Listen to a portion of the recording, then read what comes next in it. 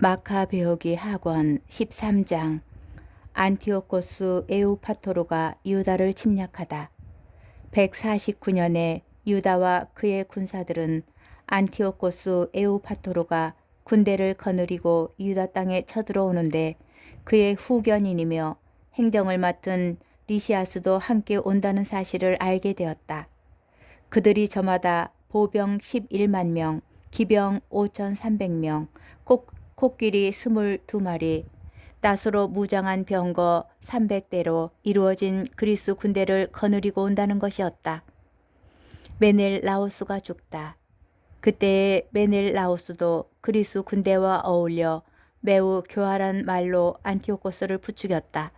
그것은 조국을 구하려는 것이 아니라 대사제직에 재임명되려는 속셈에서 한 일이었다. 그러나 임금들의 임금이신 분께서는 안티오코스가 이 악한에게 분노를 터뜨리게 하셨다.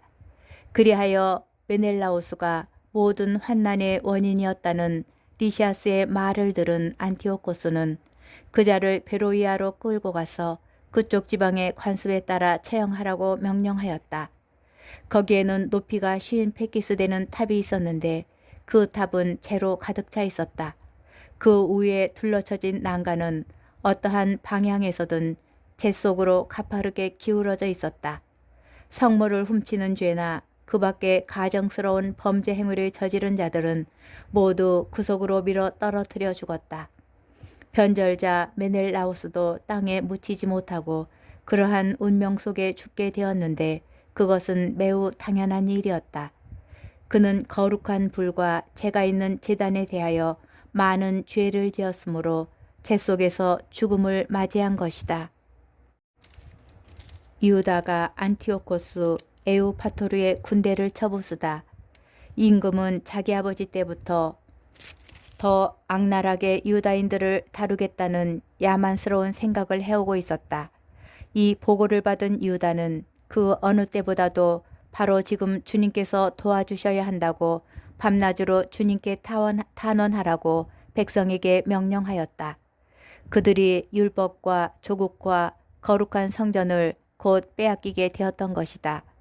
유다는 또 최근에야 잠시 숨을 돌리게 된 이 백성이 하느님을 모독하는 이교도인들의 손에 넘어가지 않게 해주시도록 탄원하라고 하였다. 사람들은 다 함께 그렇게 하였다. 그들은 사흘 동안 눈물을 흘리고 단식하며 땅에 엎드려 자비하신 주님께 끊임없이 간청하였다. 유다는 그들을 격려하며 준비를 하라고 지시하였다. 원로들과 따로 의논한 뒤에 유다는 임금의 군대가 유다 땅에 쳐들어와서 도성을 점령하기 전에 자기들이 먼저 나가서 하느님의 도우심으로 결판을 내기로 결심하였다. 그리고 그 결과를 온 세상에 창조주께 맡기고 군사들에게 법과 성정과 도성과 조국과 생활 양식을 위하여 죽기까지 고결하게 싸우라고 격렬한 다음 모대인 근처에 진을 쳤다. 그는 하느님의 승리라는 표어를 군사들에게 정해준 다음 가장 뛰어난 젊은이들로 이루어진 정병을 데리고 밤중에 임금의 처소를 습격하여 적진에서 2,000명가량을 죽이고 선봉 코끼리와 그 위에 타고 있는 병사도 찔러 죽였다. 마침내 그들은 적진을 공포와 혼란으로 몰아넣고 승리를 거둔 다음에 철수하였다. 유다가 그 일을 끝낸 것은 날이 밝아올 무렵이었다. 그것은 그를 도와주신 주님의 보호 덕분이었다. 유다인들이 안티오코스와 협정을 맺다. 임금은 유다인들이 대담하다는 것을 체험하였으므로 전략을 써서 그들의 거점들을 점령하려고 시도하였다. 그래서 그는 유다인들의 튼튼한 요새 베추르로 진격하였으나 격퇴되고 다시 공격하였지만 패배하였다. 그때 유다는 성 안에 있는 이들에게 필수품을 들여보내 주었다. 그런데 유다인들의 군대에 속한 로도코스라는 자가 적군에게 비밀을 누설하였다가 발각되어 붙잡히고 감옥에 갇혔다. 임금은 다시 베추르 주민들과 교섭을 벌여 화친을 맺은 다음 거기에서 물러갔다.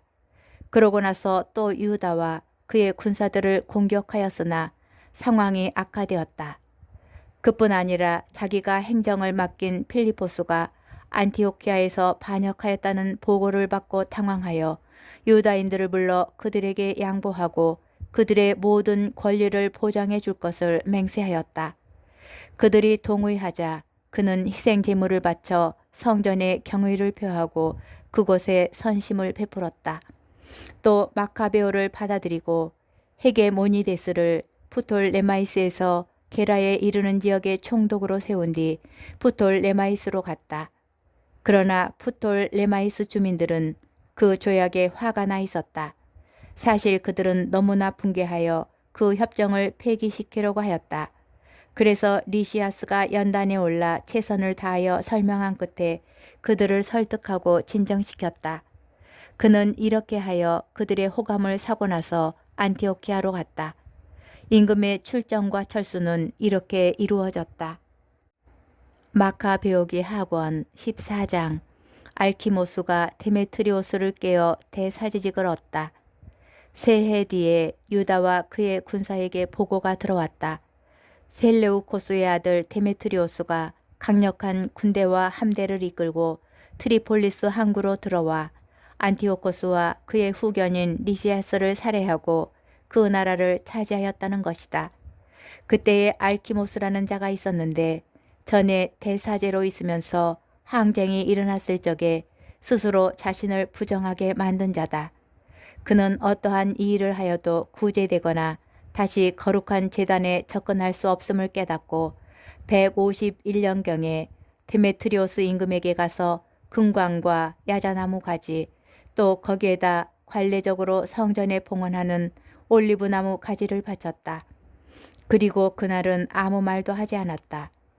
그러나 데메트리오스가 그를 의회에 초청하여 유다인들의 태도와 생각이 어떠한지 묻자 알키모스는 자기의 어리석기 짝이 없는 계획을 추진할 이 좋은 기회를 놓치지 않고 대답하였다.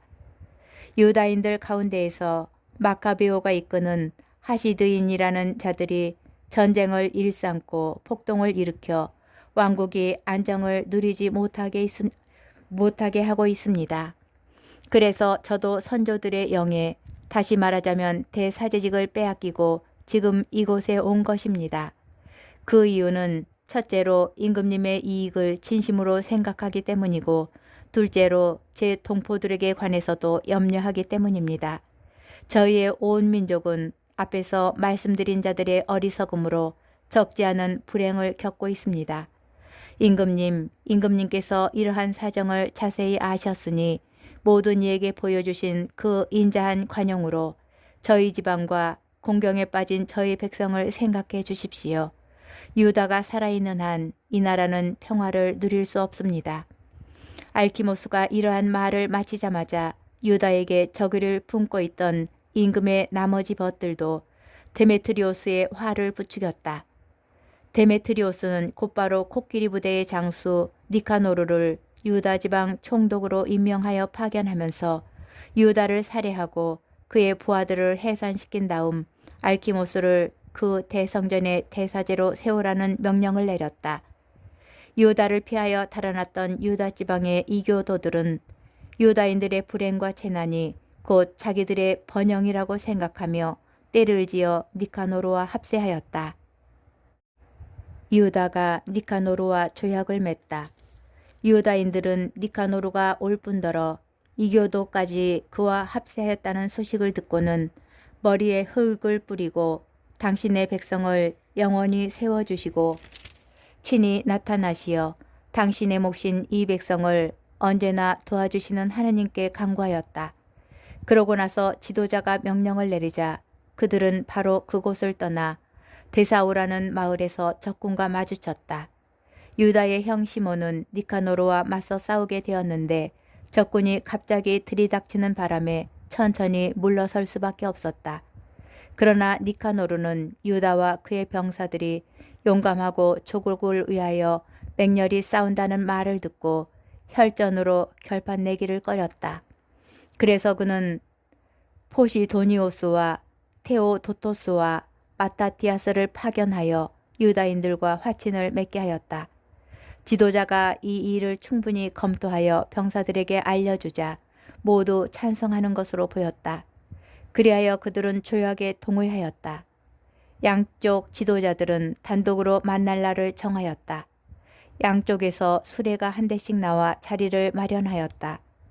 유다는 적군이 갑자기 배신할 것에 대비하여 적절한 장소에 무장한 병사들을 준비시켜 두었다. 그러나 회담은 순조롭게 이루어졌다. 니카노르는 예루살렘에서 지내면서 부당한 일을 하지 않았으며 제 주변에 떼지어 모여들었던 무리도 해산시켰다.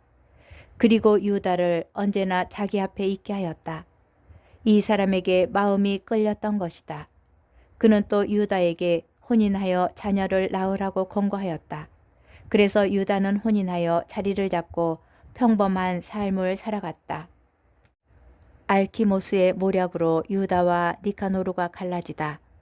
니카노르와 유다가 서로에게 호의를 가지고 있다는 사실을 안 알키모스는 그들이 맺은 조약서를 들고 데메트리오스 임금에게 가서 니카노르가 나라의 반역자인 유다를 후계자로 삼았으니 국책에 반대되는 일을 꾸민 것이라고 말하였다. 임금은 화가 났다. 이 간악한 자의 중상모략에 넘어가 흥분한 그는 니카노르에게 편지를 보내어 그 조약이 마음에 들지 않는다고 하면서 마카베오를 결박하여 안티오키아로 즉시 보내라고 명령하였다. 이 명령이 니카노르에게 전해지자 그는 아무 잘못도 저지르지 않은 사람과 맺은 협약을 무효로 하게 된 데에 당황하고 슬퍼하였다. 그러나 임금을 거역할 수도 없었기 때문에 그는 어떤 계략을 써서 그 명령을 이행할 기회를 엿보았다. 그런데 마카베오는 니카노르가 자기를 전보다 냉정하게 대하고 일상의 만남에서도 전보다 거칠게 행동하는 것을 보고서 그렇게 냉정한 태도에는 별로 좋지 않은 까닭이 있으리라고 생각하였다. 그래서 그는 적지 않은 수의 군사들을 모아서 니카노르를 피하여 숨어버렸다. 마카베오가 자기를 감쪽까지 속였다는 사실을 깨달은 니카노르는 거룩한 대성전에 가서 일상의 제물을 바치고 있는 사제들에게 유다를 넘기라고 명령하였다. 그러나 사제들은 맹세를 하며 니카노르가 찾고 있는 사람이 어디에 있는지 모른다고 하였다. 그러자 니카노르는 성전을 향하여 오른손을 쳐들고 이렇게 맹세하였다. 너희가 유다를 결박하여 넘기지 않으면 나는 이 하느님의 성역을 땅바닥까지 무너뜨리고 제단을 허문 다음 여기에 디오니소스를 위하여 찬란한 신전을 짓겠다. 이러한 말을 하고 그는 떠났다. 그러자 사제들은 하늘을 향하여 두 손을 쳐들고 우리 민족의 항구하신 보호자께 탄원하였다. 주님, 당신께서는 아무것도 필요 없는 분이신데도 당신께서 머무르실 성전이 저희 가운데에 있는 것을 좋아하셨습니다. 그러니 이제 거룩하신 분, 모든 거룩함의 근원이신 주님, 정화된 지 얼마 되지 않은 이 집이 영원히 더럽혀지지 않도록 지켜주십시오. 라지스가 유다교를 위하여 스스로 목숨을 끊다. 예루살렘의 원로들 가운데 라지스라는 사람이 있었는데 니카노르에게 고발되었다. 그는 동족을 사랑하는 사람으로서 평판이 아주 좋고 인정이 많아 유다인들의 아버지라고 불렀다. 전에 항쟁이 일어났을 때 그는 유다교를 고소한다는 고발을 당하였다. 그는 신병과 생명의 위험을 무릅쓰고 유다교의 모든 열정을 바쳤던 것이다. 니카노르는 유다인들에 대한 적개심을 분명히 보여주려고 500명이 넘는 군사를 보내어 그를 체포하게 하였다. 그를 체포하면 유다인들이 타격을 받으리라고 생각하였던 것이다. 탑을 막 점령하려고 할 즈음 병사들은 안뜰 문을 밀치면서 불을 가져다가 그 집 문들을 태워버리라고 소리쳤다. 이렇게 사방으로 포위당하자 라지스는 자기 칼 위에 엎어졌다. 악한 자들의 손에 넘어가 자기의 고귀한 혈통에 합당하지 않은 치욕을 당하느니 차라리 고귀하게 죽으려는 것이었다. 그러나 라지스는 전투의 열기 때문에 급소를 맞추지 못하였다. 그때 여러 문에서 군사들이 밀려들자 그는 용감히 벽으로 뛰어올라가 군사들 위로 대담하게 몸을 던졌다. 그들이 재빨리 물러서는 바람에 공간이 생겨 라지스는 그 빈자리 한복판에 떨어졌다. 그런데도 죽지 않고 분노로 불타서 몸을 일으켰다. 피가 솟아나고 상처가 심한데도 군사들을 해치고 달려가 가파른 바위 위에 올라섰다.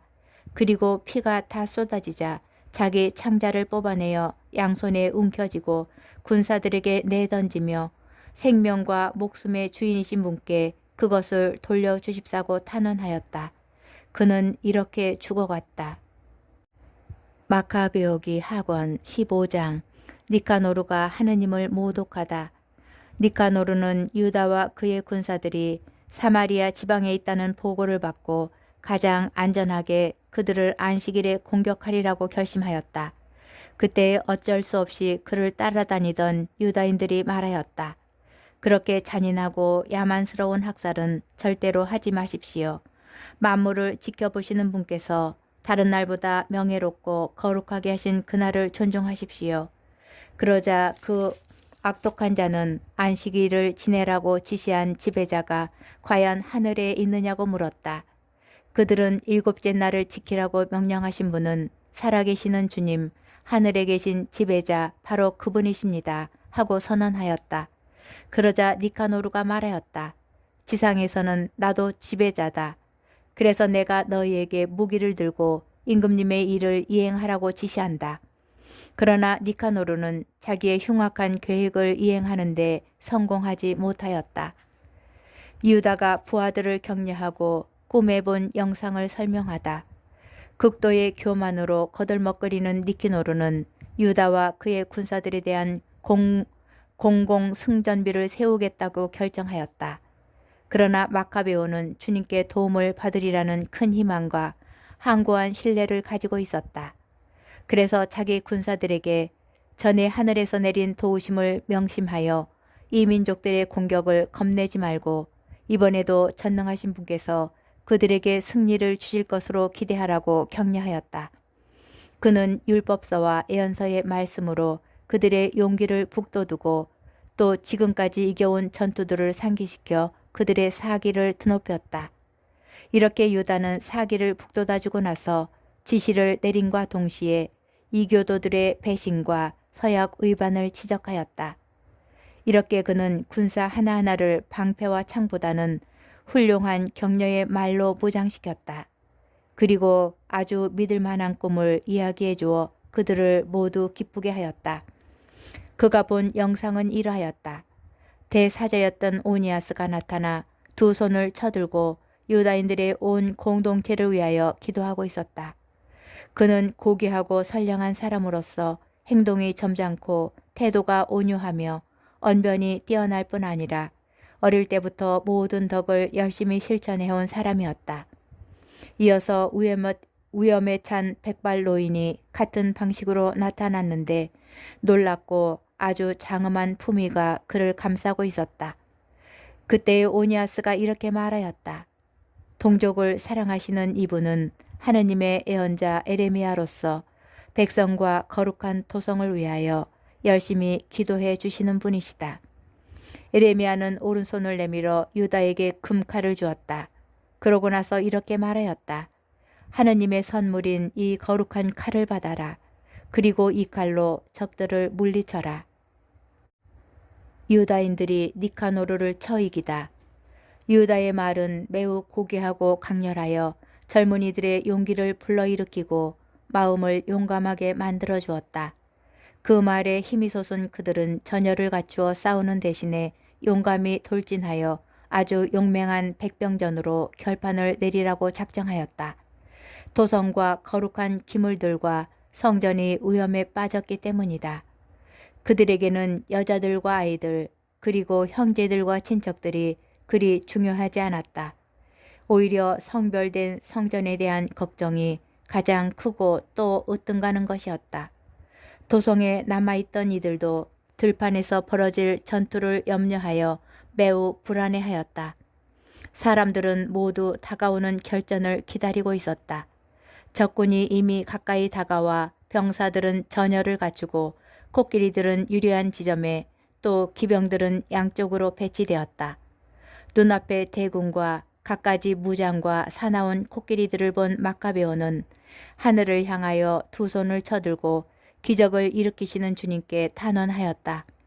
승리는 그분의 결정에 따라 합당한 이들에게 주어지는 것이지 무기로 얻는 것이 아님을 그는 알고 있었던 것이다. 그는 이렇게 탄원하였다. 주님, 당신께서는 유다 임금 히즈키야 때에 당신의 천사를 보내시어 사네립의 군대에서 18만 5천 명 가량을 죽이셨습니다. 하늘의 지배자님, 이제 다시 선한 천사를 보내시어 저희 앞에 서서 공포와 전율을 일으키게 해 주십시오. 당신을 모독하며 당신의 거룩한 백성에게 다가오는 자들을 당신의 위대하신 팔로 무찔러 주십시오. 이러한 말로 그는 기도를 마쳤다. 니카노르와 그의 군사들은 나팔을 불고 전투가를 부르며 진격해 왔다. 그러나 유다와 그의 군사들은 하느님께 탄원하고 기도하면서 적군에게 맞서 싸웠다. 손으로는 싸우고 마음으로는 하느님께 기도하며 그들은 3만 5천 명이 넘는 적군을 쓰러뜨렸다. 그리고 하느님께서 이렇게 당신 모습을 드러내 주신 것을 크게 기뻐하였다. 전투가 끝난 다음 기쁜 마음으로 돌아오던 유다인들은 니카노루가 갑옷을 다 입은 채 쓰러져 있는 것을 보았다. 그래서 그들은 환성을 지르고 기뻐 뛰며 조상들의 언어로 지배자이신 주님을 찬양하였다. 몸과 마음을 다하여 결의 수호에 앞장서고 젊은 시절부터 동족에게 애정을 지녀온 유다는 니카노르의 머리와 한쪽 팔을 어깨까지 잘라 예루살렘으로 가져가라고 명령하였다. 이곳에 도착한 그는 동족을 불러 모으고 사제들을 제단 앞에 세운 다음 사람들을 보내어 성체에 있는 자들을 불러오게 하였다. 그리고 그들에게 그 부정한 니카노르의 머리와 하느님을 모독하는 그 손을 보여주었다. 그 자는 전능하신 분의 거룩한 집을 거슬러 그 손을 뻗치며 거만을 떨었던 것이다. 유다는 그 사악한 니카노르의 혀를 잘라낸 다음 그것을 조각내어 새들에게 주고 그가 저지른 어리석음의 대가를 성전 맞은쪽에 매달아 놓으라고 일렀다. 사람들은 모두 하늘을 우러러 당신을 드러내신 주님을 이렇게 찬양하였다. 당신의 거처가 더럽혀지지 않도록 지켜주신 분께서는 찬미 받으소서. 유다는 니카노르의 머리를 성체에 매달아 모든 사람에게 주님의 도우심을 드러내는 확실하고 분명한 표징이 되게 하였다. 그들은 모두 이날을 결코 그냥 지나치지 말고 기념일로 지내자고 공적인 결의에 따라 정하였다. 그날은 12번째 달, 아람말로는 아다르 달 14날이며 모르도카이의 날 하루 전날이었다. 맺은 말, 니카노르에 관한 이야기는 이렇게 끝난다. 그리고 그때부터 히브리인들이 이 도성을 장악하게 되었다. 나도 여기에서 이야기를 마치려고 한다. 이 글이 좋고 훌륭하게 되었으면 내가 바라던 것이고 보잘것없이 변변치 않게 되었더라도 나로서는 최선을 다한 것이다. 포도주만 마시는 것이 해롭듯이 물만 마시는 것도 해롭다. 그러나 물을 섞은 포도주는 달콤한 기쁨을 자아낸다. 이와 마찬가지로 잘 짜인 이야기는 그 글을 읽는 이들의 귀를 즐겁게 한다. 여기가 끝이다.